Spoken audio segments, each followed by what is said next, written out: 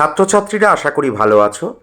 গত ক্লাসের পরে আমাকে অনেকে ফোন করেছিলে তোমরা, যারা বলেছো আমার এই অনলাইনে শোনো এবং লেখো এই ক্লাসটা তোমাদের খুবই কাজে লাগছে।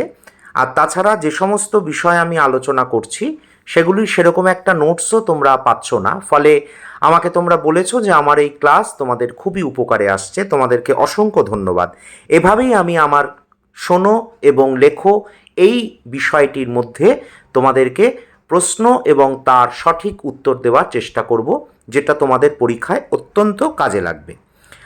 গত ক্লাসে আমি বলেছিলাম যে নূরজাহানের ঐতিহাসিক চরিত্র বিচার। আজকে আমি আলোচনা করব নূরজাহান নাটকের লয়লা চরিত্র।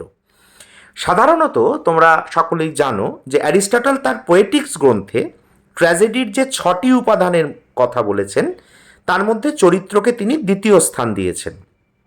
তার কাহিনীর ওপর জোর দিলেও চরিত্রকে সে যথেষ্ট গুরুত্ব দিয়েছেন এবং তার যে ক্রমবিন্যাস পদ্ধতি আছে সেই ক্রমবিন্যাস পদ্ধতির মধ্যে চরিত্র সৃষ্টির উৎকর্ষতা বা অপকর্ষতা নির্ভর করে কিন্তু জীবনালোপলব্ধির গভীর এবং ব্যাপকতর মাত্রার ওপর।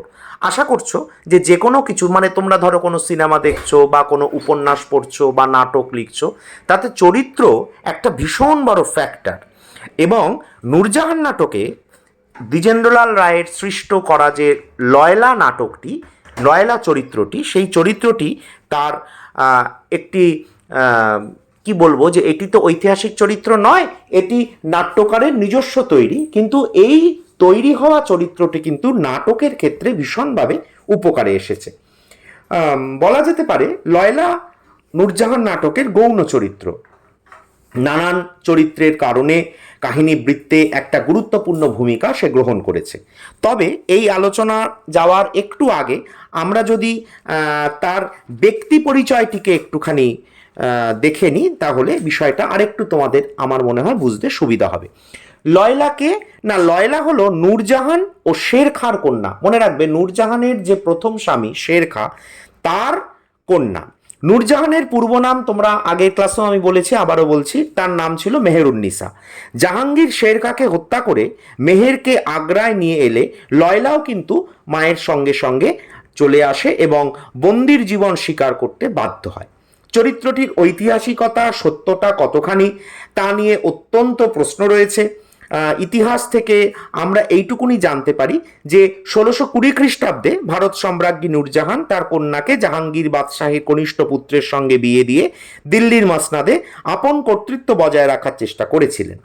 শুধুমাত্র আমরা এইটুকুনি জানি। তবে খুব সম্ভবত নূরজাহানের সেই কন্যাই আলোচ্য নাটকে লয়লা চরিত্র রূপে উপস্থিত হয়েছে, অর্থাৎ দ্বিজেন্দ্রলাল তাকে তার এই কন্যার নাম দিয়েছেন তার মতন করে লয়লা। এবার আসি তার কেন্দ্রীয় চরিত্র, নাটকের যে কেন্দ্রীয় চরিত্র সেটি হলো নূরজাহান। ভারত সম্রাজ্ঞী এই নারীর ব্যক্তিগত দিকটি পরিস্ফুটনের ক্ষেত্রে লয়লার ভূমিকা কিন্তু অনস্বীকার্য। কারণ লয়লাকে ঘিরেই নূরজাহানের মাতৃসত্তার উন্মোচন ঘটেছে। লয়লার কাছে নূরজাহান আরও এবং শেষ দিন পর্যন্ত মাতা মেহের। পিতা শের খাঁর মৃত্যুর পরে লয়লার মনে যে অস্থিরতা তৈরি হয়েছিল তার মায়ের দৃষ্টিতে সুন্দরভাবে প্রতিফলিত হয়েছে। লয়লার একটা চরিত্র আমি উদ্ধৃতি করে বলছি, শোনো। সেদিনের পরে ওর মুখে হাসিটি দেখিনি, মাঝে মাঝে আমার পানে এক দৃষ্টিতে চেয়ে থাকে, পরে চক্ষু দুটি জলে ভরে আসে, অমনি মুখ ফিরিয়ে নিয়ে চলে যায়। কখনো বা অস্ফুট স্বরে আপন মনে কি ভাবে, কি ভঙ্গি করে, যার মধ্যে ঘৃণা আছে, ক্রোধ আছে, নৈরাশ্য আছে। Quote close.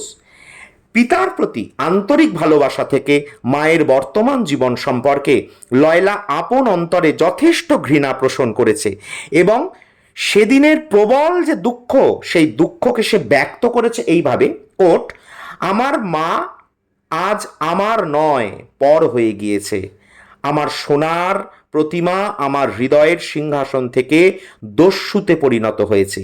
আমার সব গিয়েছে, মাকে বাঁচাতে পারলাম না। অর্থাৎ এই যে তার মধ্যে ট্র্যাজিক একটা স্বগতোক্তি, এই স্বগতোক্তিটাই কিন্তু শেক্সপিয়ারের নাটকের চরিত্র হ্যামলেটের মতো লয়লা চরিত্রের মধ্যেও বিরাজমান এবং এই চরিত্রের অন্তর্বেদনা পাঠক হৃদয়কে সহজেই কিন্তু খুব স্পর্শ করে। সুতরাং এবার লয়লা চরিত্রের আরেকটি দিক দেখব। সে কিন্তু ভীষণভাবে স্পষ্টবাদিনী এবং নির্ভীক এক নারী, তবুও সে বিশ্বজগতের কাছে একটা প্রহেলিকা, বিশেষ করে সরিয়ারের কাছে। লয়লা সরিয়ারকে ভালোবাসে, কিন্তু তাকে বিয়ে করতে রাজি নয়, কারণ লয়লার খুব স্পষ্ট জবাব, অপরাধ, আপনি জাহাঙ্গীরের পুত্র।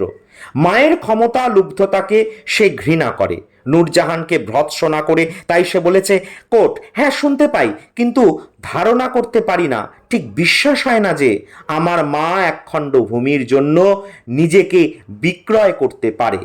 আমার তো মাঝে মাঝে মনে হয় আমার মা বুঝি আর কেউ ছিলেন, তিনি মরে যান, তারপর পিতা তোমায় বিবাহ করেন আর আমার মা বলতে শেখান। Quote close. সাধারণত বাবা মায়ের পরিচয়েই সন্তানের পরিচয়, কিন্তু এখানে প্রবল ব্যক্তিত্বশালিনী লয়লা মনে করে তার পরিচয় মাতৃ পরিচয় নির্ধারিত হবে, অর্থাৎ নূরজাহানের মেয়ে লয়লা নয়, লয়লার মা নূরজাহান। এই বিষয়টা নিয়ে কিন্তু সে অনেক বেশি করে অ্যাগ্রেসিভ হয়েছে এবং এগিয়ে গেছে, এবং লয়লার মনে প্রতিহিংসার আগুন জেগে উঠেছে। তাই সে মাকে নিয়ে মোগল রাজ অন্তঃপুরে একটা ঝড় তুলতে চেয়েছে।